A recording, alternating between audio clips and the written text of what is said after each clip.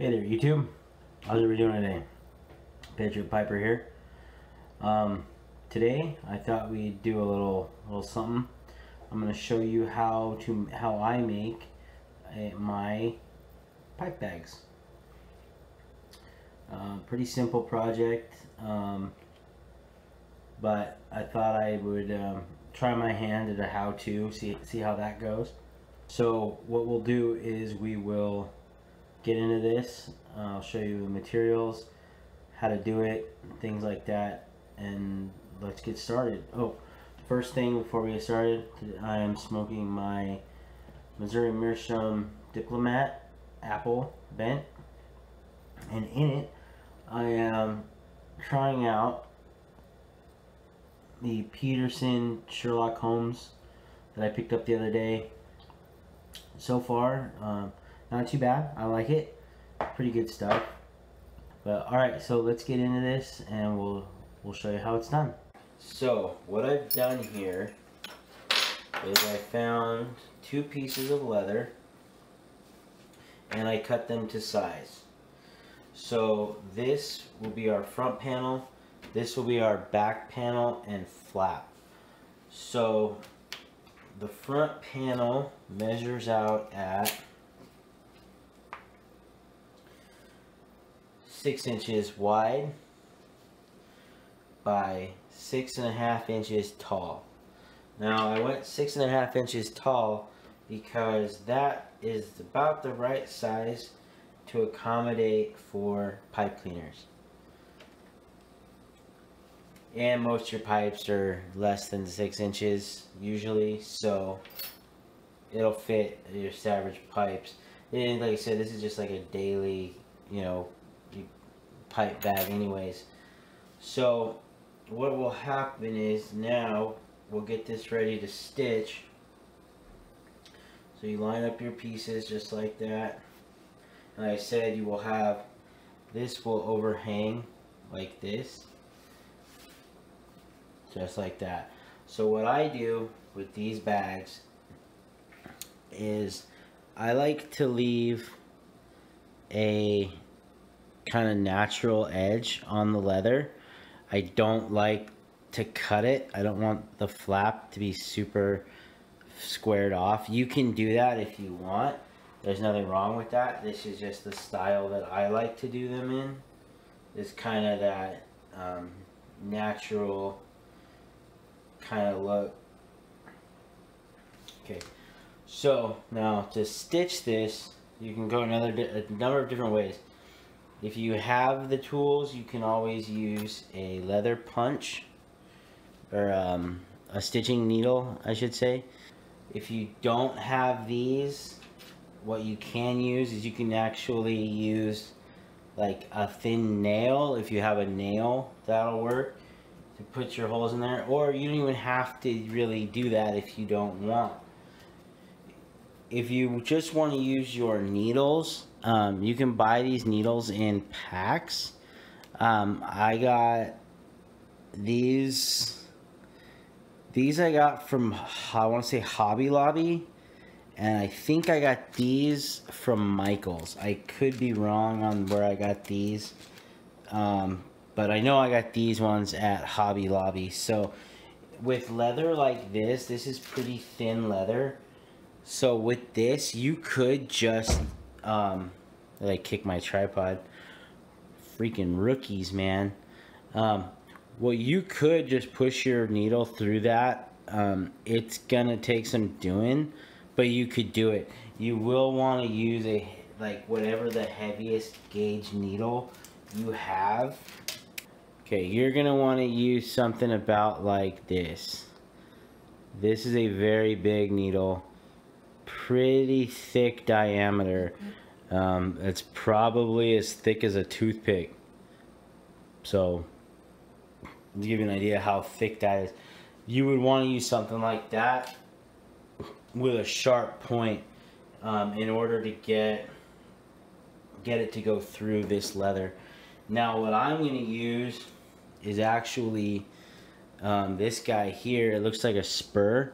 This is a stitching tool, or And what this is going to do is this is going to put, let me see if I can show you, I kind of did on here. It's going to put all these little holes into the leather. And what's going to happen is that this is your space, this can give you your spacing for your stitches.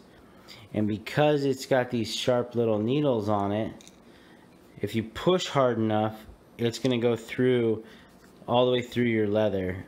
So what I'm going to do next is I'm going to take my rubber cement. Sorry, I'm not really looking into my camera. I'm just kind of pointing this stuff at the camera and hoping it shows up. Just some regular Elmer's rubber cement. Now what I'm going to do with this is very, very small amounts of this. You don't want it to be too much. But what I'm going to do is I'm going to go and I'm going to go around 3 sides of this, leaving the top open. But I'm going to go and I'm going to go in about 1/2 inch in.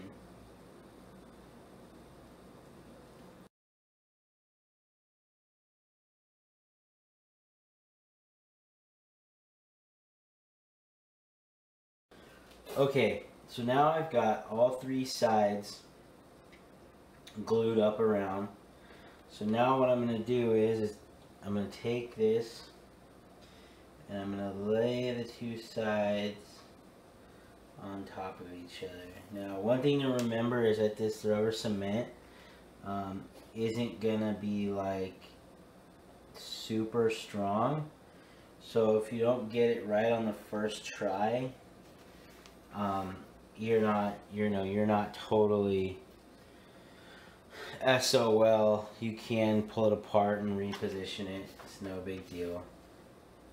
So now what I'm going to do is I'm going to take these little binder clips and I'm going to place them in a few spots.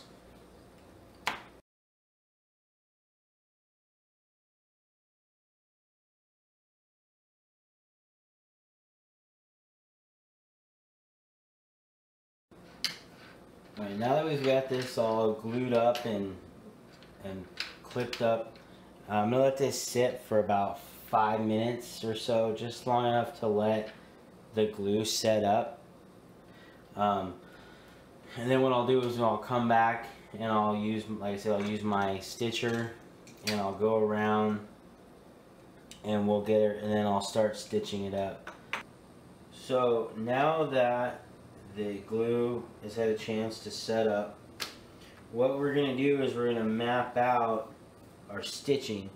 Now with this, I do want to put rivets in it as well. So I'm going to do a rivet in here and a rivet here. What the rivet's going to do is with a pouch like this where this top opening and you're going to be going in here a lot, the rivets are actually going to take stress off of your stitching. So you're less likely that your stitching is going to rip out over time, things like that. So the rivets that I'm going to use are going to be these little, real small little silver rivets. So I'm going to use these. These are going to be my rivets, and I'm going to pair them with some silver snaps.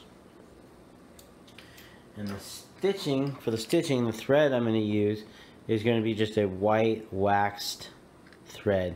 Now it looks kind of brown right now, but that's the wax.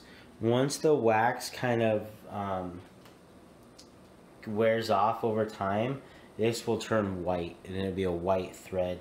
So I think the white and black the white stitching with the black leather paired with the silver snaps is going to look really good.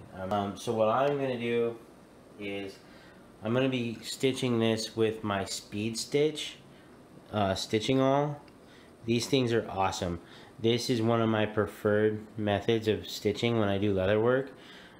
You can do a saddle stitch, which on a project this size isn't that big of a deal.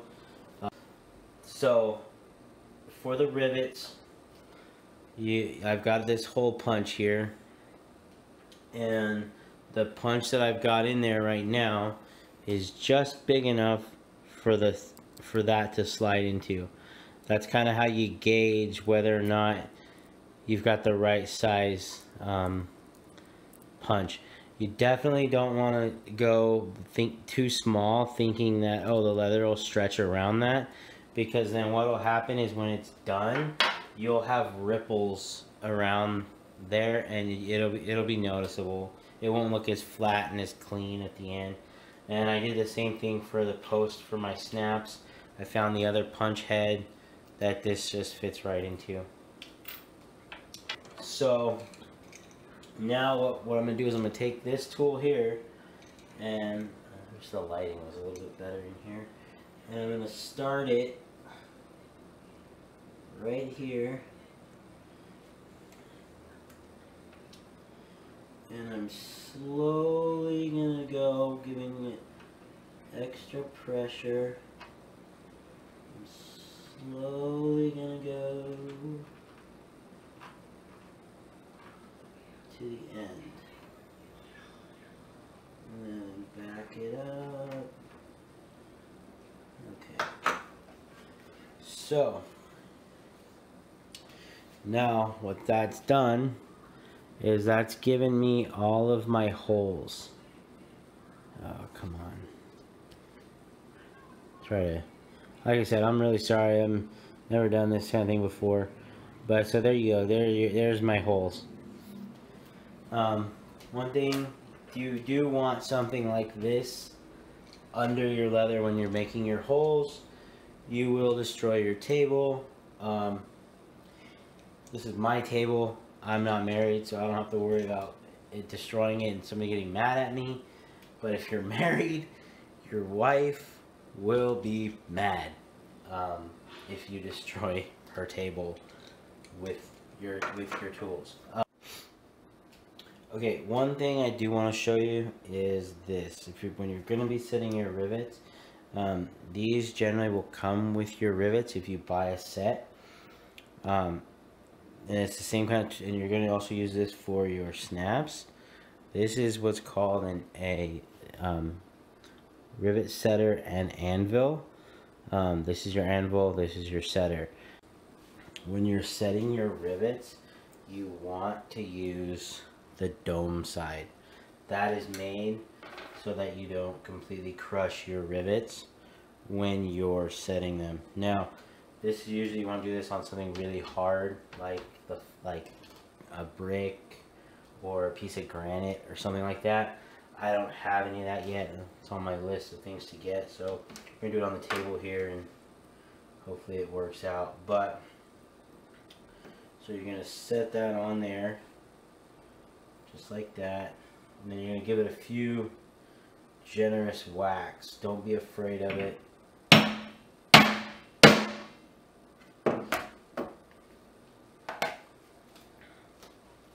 So then that's our rivet set. One thing I will show you again real quick is how to determine where to punch, so you're not just like guessing. Set your rivet down kind of where you think you want it, and then using the top of the rivet, which has this little bit on it, set that where you kind of where you think you want it. Just like I want it like right there, and then tap it. And then what that's gonna do is that's gonna give you a little circle. I don't know if it's gonna show up. So you give you a little circle that's right where you want to stick your punch. Get your punch on there, you'll kind of feel it go in, and then a couple firm hits, give it a twist, and you've got your hole perfectly made for your rivet to go into. Now, as you can see, all of our stitching is done all the way around. So now what we're going to do is we are going to fasten our snaps. Now, the way that I do this is I will determine on here, on the closing side, where I want my snaps to go. I don't want to put them all the way to the edge, because then it kind of makes it a little bit more difficult, in my opinion, to get it open. So you want to give it a little bit of room. So on this one, we'll go right here. On this one, go right about there. Those look even. And then what I'm going to do is I'm going to press down on them pretty firmly. And then once again, that's going to give me my location for my punch. Change these out to my bigger size. Then we're going to put it on here. Get it right in the spot where I want it. And boom. Twist and out. Come over here, do the same thing, and twist and out. Okay, so now we're gonna kind of repeat the same process on the other side by putting that through like that, and we fold it over, take the other one, put the other one in, and then we come over like this. And I don't like to get it like, you don't want to pull it tight, because you want there to be a little bit of room for when you put stuff in it. That way it's not too hard to get it to close. So I'll let it do its natural thing, let it poof up a little bit like that, and then line them up and press. And then what that's gonna do is that's gonna give us our two holes. Okay, so what you're gonna want to do is you're gonna want to get something in here so that when you punch it, you don't punch through the other side of your leather.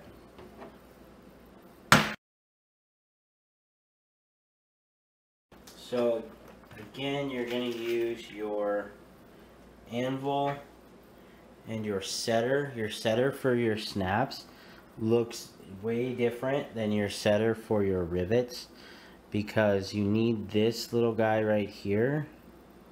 It'll focus. This actually goes inside of here, and it, as you hammer it, it flares it out and closes it tight around this. Now for this part, you do want something very firm, very hard and stable underneath, to keep, that way you get a good even press. Otherwise it'll be cattywampus and it won't look right. So what I'm gonna do is I'm actually gonna go outside to do this and do it on the concrete. So what I'll do is I'll do that, and then we'll come back and we'll show you the finished product. Okay, so we're back, and this is what we ended up with. Pretty nice. Now let's show you how what all you can fit in this. Like I said, this is like a daytime type of bag that, you know, you would just put, you know, a pipe, some tobacco, a few things in there to get you through the day. So in here we've got a lighter, a pipe, pipe cleaners, and a pack of tobacco. Now everybody's probably going, "Oh, dude, do you smoke that?" No, I don't. This is from when I first started out, and I didn't know what I was buying or how to buy it, and I was just going to the local tobacco, cigarette, liquor depot down the street, and Super Value seemed to be what they carried. So I bought quite a bit of this stuff starting out, but this one, I only smoked one pipe out of this, so it's pretty much a representation of like a full pack. So this is just to show you that, like, what size pouch you could fit in here. Obviously you could put less, you could put a couple small packs of like a couple bowls worth of a couple different blends in there. It's really up to you. Okay, so that wraps this up. Hopefully you guys enjoyed this. Hopefully it wasn't too klutzy or cumbersome. Hopefully it was somewhat enjoyable, entertaining, educational, what have you. So, alright guys, I'm gonna head out of here. Take it easy. Till next time, I'm the Patriot Piper. Have a good day and a pleasant evening.